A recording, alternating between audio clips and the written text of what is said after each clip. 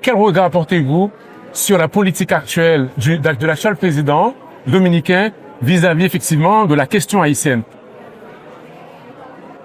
En général, la République dominicaine, le problème avec Haïti, c'est à partir de l'assassinat du président Jovenel Moïse.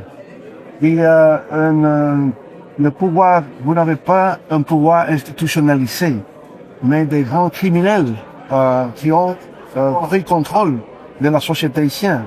Et ça représente un danger pour la République dominicaine. Et pour cette raison, ils ont renforcé aux frontières les mécanismes de sécurité pour la République dominicaine. Mais la raison principale est que, à ce moment, Haïti a un problème de sécurité interne avec ce banc criminel.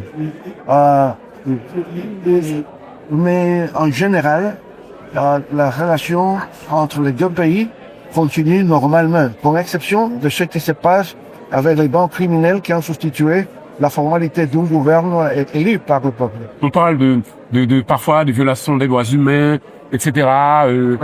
Des violations des droits humains par rapport, en fait, maintenant, aujourd'hui, en ce moment même où on parle, effectivement, il y a des expulsions pas tout à fait dans les règles de l'art. Je pense que toute provocation doit être respectant les droits humains et la dignité des personnes.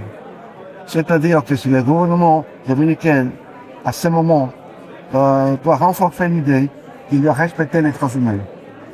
C'est une chose qui doit se répéter en tout moment, en tous les cas. Mais le droit de déporter une personne qui a un statut migratoire irrégulier, c'est pas des droits souverains de quelques pays autour du monde.